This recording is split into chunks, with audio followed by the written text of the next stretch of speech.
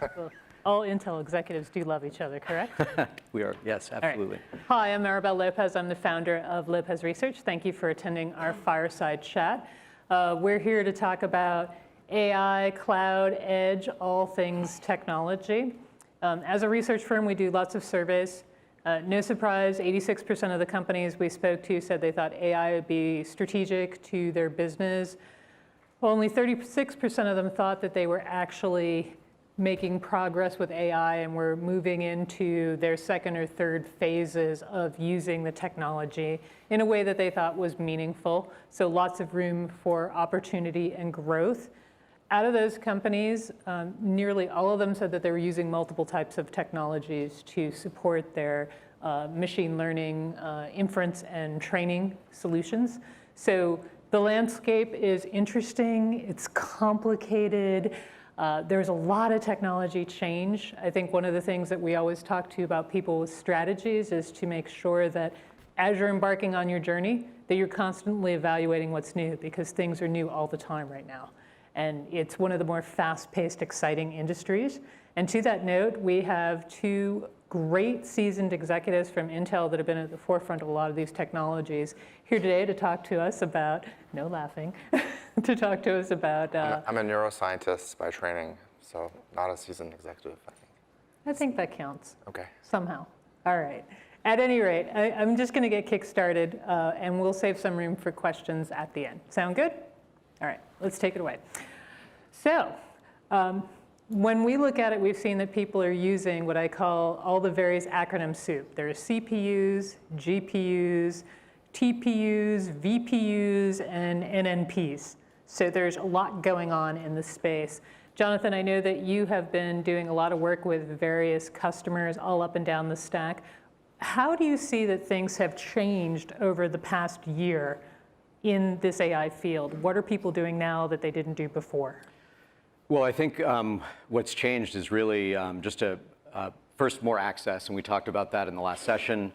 The democratization of AI has gone from limited to the, academics and large tech companies that had vast amounts of resources or access to vast amounts of data, and now through tools and awareness and training, we've got pretty much every industry being able to take advantage of the technology. And as it relates to some of the computing architectures you're talking about, I think we've gone from this place where over the last several years, AI equaled the GPU in the minds of the layman.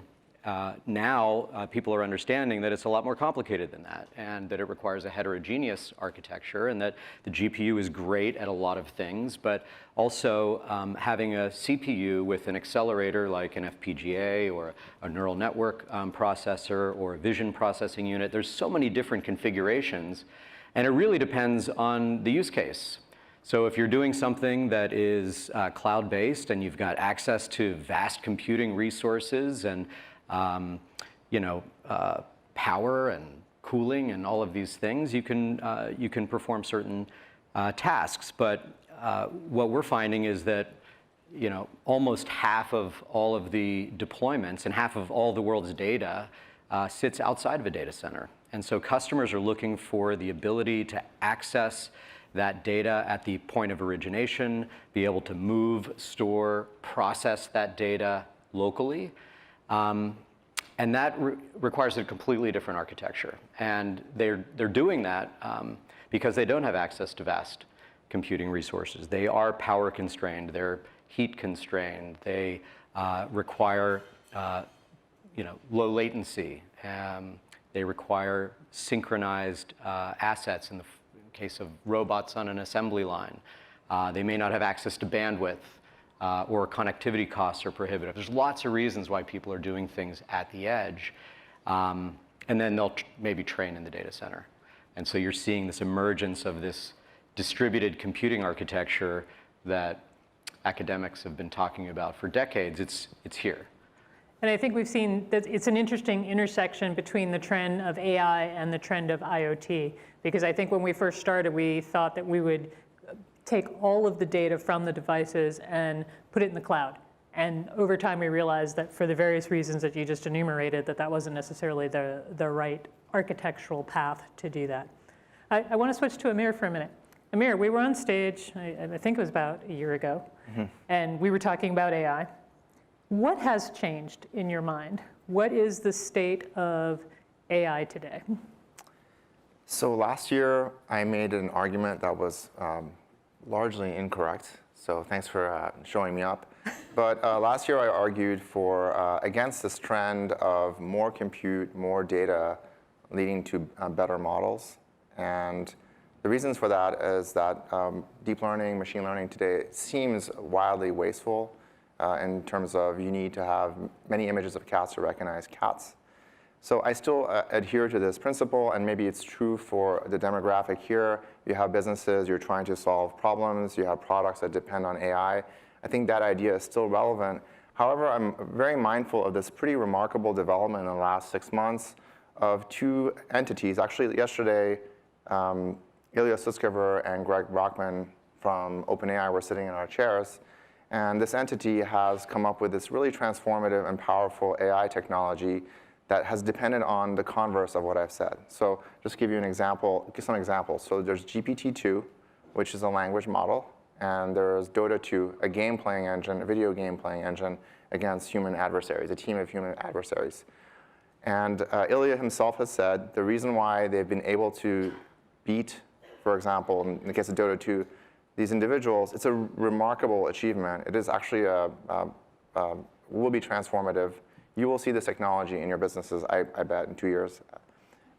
What's enabled it is scaling up processing and compute and running all of this stuff on specialized hardware and infrastructure for these problems. So not GPUs, but for example, what I think Google has completely nailed it with this TPU cloud that they built, bespoke processor, cooling, infrastructure, software, frameworks, and so forth that's really enabled this technology. And it depends on an enormous amount of compute. So the real magic of AI is in the training. And these transformative technologies have been developed by the converse of what I said last year, by scaling up compute. And Ilya said, sounds like counterintuitive, when is this trend going to stop?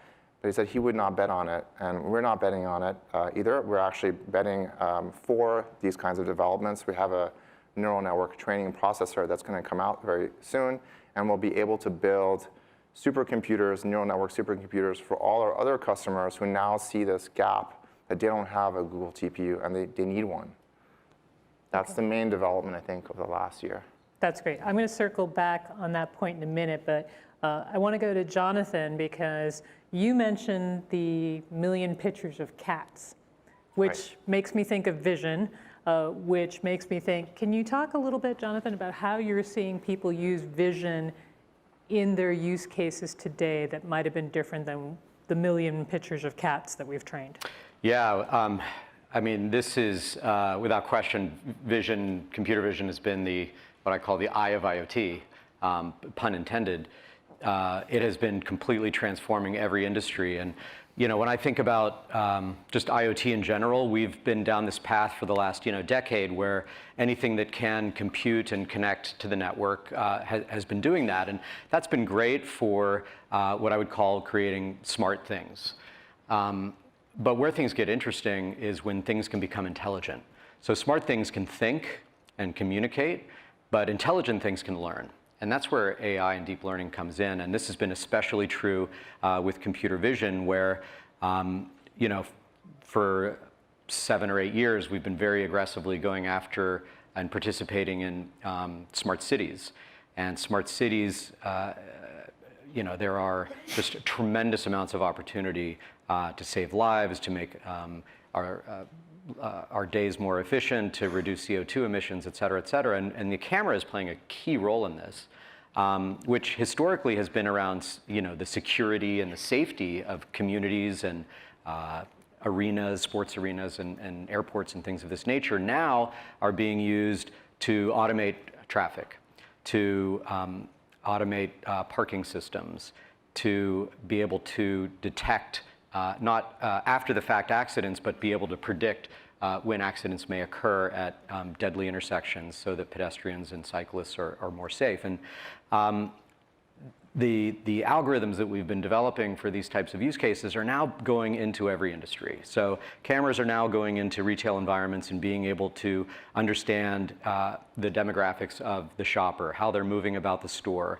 if the product is miscategorized on the shelf or running low in inventory, and even being now used to create a frictionless checkout experience. So you familiar with Amazon Go and JD.com and Carrefour and Tesco and at Kroger and everyone that's now moving towards this model using cameras to basically help you move through the store more efficiently. It's happening in the transportation industry. We've got 330 million trucks and vans around the world that are moving product from place to place, and making sure that those drivers are being safe. So putting cameras in the vehicle to make sure that the driver's not nodding off, or to make sure that they're not looking at their cell phone while they're driving. It's going into manufacturing environments, cameras on assembly lines to look for quality defects with algorithms that are approaching 100% accuracy in detecting known defects, which not only improves the quality of products coming off the line, but dramatically reduces costs of rework. I mean, I could go on all day. Computer vision is impacting everything we do, every industry, and it's a great use case for what's happening at the edge on camera. Okay, so, but we had computer vision before. Is it that the software is different now? Like, why is it working now? Well, before we were using, traditional computer vision methods and open, standards like OpenCV, OpenVX. What's different now is that we have the ability to, and you've heard lots of examples this week about how for image analytics in healthcare, the neural nets have the ability to not only detect at greater than human accuracy, but they have the ability to learn as the data set grows. And the same is true for any image, whether it's a still image on a 4 terabyte MR file, or it's a 4K video stream. And so it's all the principles of computer vision and machine learning that we're applying in a deep learning context to CV. Got it. Amir, circling back to you. You mentioned TPU, you mentioned NMP. Can you tell me, is there a difference between those two? Why would you want one? What would you do with it? So good question. So should I just define the terms? So TPU stands for Tensor Processing Unit, and it's Google's brand for their processor. And ours is called the Neural Network Processor, NNP. And they fall into the same class of processors. There are salient differences between them. The architectures are different, and potentially the TPU essentially has a large thing that does compute. Ours has a tiling of things that do compute. However, they're built in the same spirit, and actually the origins are from the same people and same ideas. The main concept is you have a single processor, but you want to actually have one giant processor that's built up of a mesh of these processors working in concert. To really have things work in concert for machine learning primitives like matrix multiplication, there are certain things you have to do. And that means you have to have interconnects that are specialized, low latency, high bandwidth interconnects between the processors so you can scale things. You have to have pretty clever software, which is quite challenging. It's one of our biggest challenges to build software for these large-scale new systems. They're not HPC systems. So there is this misnomer that HPC and AI are converging. I keep hearing this. But in the most salient and important aspects, they're diverging quite a bit. And it ties into the story of OpenAI and DeepMind that I mentioned earlier, that the kinds of compute that they're doing with these large-scale array of TPUs and NMPs is quite different than doing numerical simulations of weather or of galaxy formation and so forth. It's very narrow and specific. GPUs have to run on the order of 100x more different kinds of workloads than TPUs and NMPs. So these processors, coming back to your question, are highly specialized for a very limited set of compute primitives that they have to do at large scale over and over again very efficiently. And we're lucky that this results in these really dramatic improvements in algorithmic performance. It's mysterious to me. So I started this field in 2005. I was actually studying the eye and computer vision. And it's really remarkable, and just in the last year, how much the algorithmic performance has improved. Wow, So- if it's amazing to you, it's got to be amazing to everybody. Are you guys that's amazed? Awesome. A little bit? Yes, you are Somewhat. amazed. Okay, so you talked a bit about specialization. Is this something where I think that, everybody needs an NNP, or is it only certain types of industries? I mean, you mentioned it's certain types of use cases. So getting back to what Jonathan said earlier, this concept of heterogeneity. So humans like order and fewer things and simpler things. So unfortunately, this field is exploding, and you should expect more things and more complexity in some sense. We're trying to wrangle things together.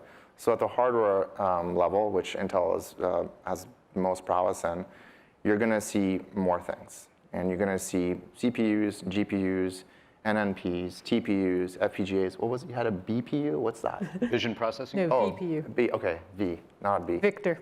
And then we're building the software stack on top of it together to allow these things, the complexity to be hidden to some extent. However, in the software area, there's also fragmentation, and at the very top, there's all sorts of stuff, and people are trying to build monolithic systems. That's a huge mistake. I've done it already twice. There's just going to be a rich set of things, and we have to deal with it, because the field is exploding. That's a great thing. And I forgot your original question. That's good enough. We're good. I'm going to pop over to JB. I'm going to ask JB a question, and then I'm going to go out to the audience for questions. So get your questions ready. Obviously, we were just talking about how we have many different tools in our AI toolkit that we can use. What are some of the pitfalls that people should be thinking about to try to avoid? What advice do you have for them in terms of how to think about the whole AI landscape right now? Yeah, so it's a really important question, and I would go back to where we were, just a few short years ago, back to my opening comments about AI being limited to those that had the best resources, the most programming capabilities, the biggest data sets, and this idea of democratization. I think we're just getting started, and so it began with TensorFlow and Onyx and all the framework tools started making network development a lot more accessible. But when you look at the workflow associated with actually deploying an AI model, it is fragmented, to Amir's point, and I think there's a tremendous opportunity. First is to make the developer experience very streamlined, right? And to the degree that we can obfuscate hardware architecture from the data scientist or the application developer, that's going to go a long way. But today, we're not there yet. And so until we get to that point, I think it's incumbent upon software developers to understand both the pros and the cons, the limitations of various hardware choices, because they are because we operate in this heterogeneous time. Choosing one hardware architecture over another can be a hugely costly mistake down the road. And so I've been cautioning our customers to think about things not in terms of raw performance, because I think everyone's been thinking about things in raw performance, but when you actually apply a real-world use case to your architecture, then you get into a much more rich analysis around what the right answer is. And so I've been looking, in the case of computer vision, which you brought up, at helping customers think about things in terms of performance per watt, if they're doing things outside of a data center, or the ultimate TCO metric, which is performance per watt per dollar. And if you think about things in that context, and you also apply all of these other constraints that you may have, I'll take an example of a factory. I talked about machine vision and the factory floor. In a lot of factories, you can't have moving parts, right? So you can't have a fan, because a fan creates particulate matter and potentially could create a spark. So in that case, you need to go for a computing architecture that is fanless. And so that's a consideration that you need to factor into your architectural choice. In some cases, you're working in a remote location that may have limited or not reliable power, so you need to factor your power constraints in.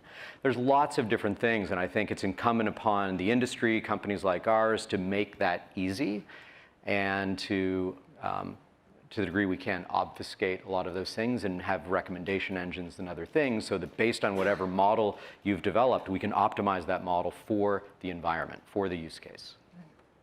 Amir, I do have one more question for you. Okay. If you were a data scientist right now, meaning they're data scientists right now, what should they be looking at? What should they be looking forward to? Is there a specific trend that they should be following? Along the lines of what Jonathan said, that there is a software ecosystem that is evolving to make things easier. There's another trend to make it also richer. So as a data scientist, you are confronted with idiosyncratic business problems. I've talked to some of you, and it's been quite interesting. You can't take TensorFlow, download ImageNet, and then solve all of your problems. Everyone knows that by now. It's one of the main trends of the last year. However, these ecosystems are growing horizontally. TensorFlow has serving, quantization for edge, and it also has new features such as privacy.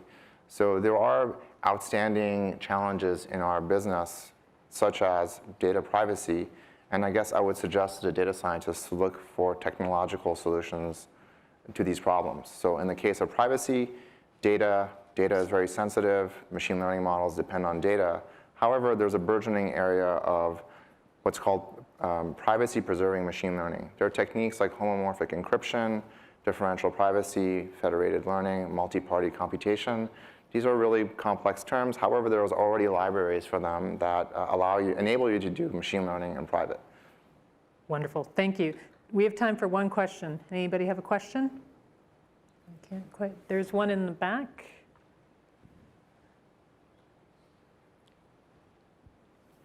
Hi guys, thanks. Just wondering if you're looking at quantum computing and how that fits in the architecture stack. Oh, can I answer that?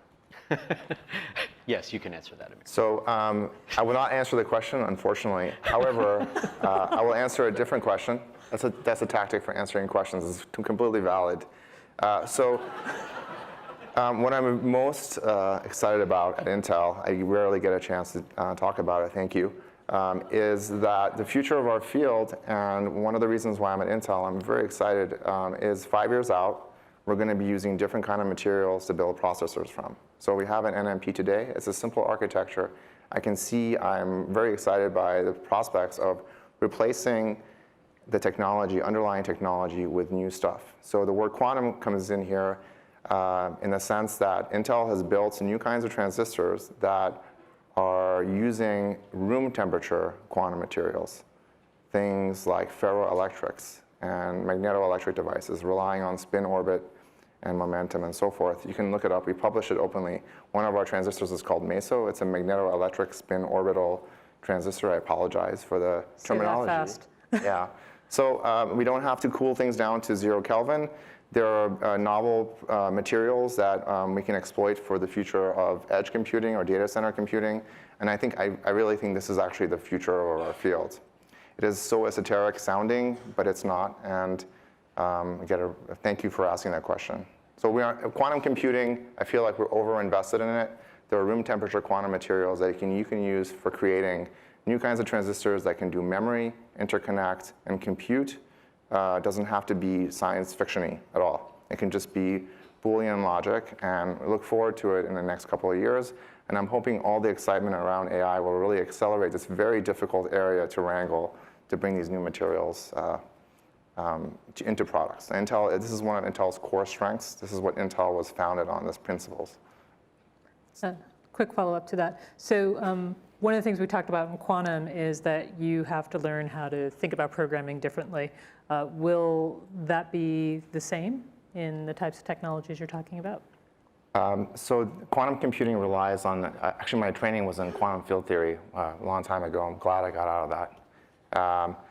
So quantum computing and quantum field theory are different, but the mathematics for quantum computing are different than the mathematics for deep learning and most of the things we do. And I would argue that quantum computing is a very interesting area. However, you can still do Boolean logic, but exploiting quantum materials. And that's a different idea that's wildly underinvested. It's even difficult at our company to articulate this to people. Hopefully you're convinced. And there you have it. You heard it I wrote here the white first. paper, man. What are you talking about? Okay, good. I'm kidding. Well, thank you. That's all the time we have today. All right, thanks.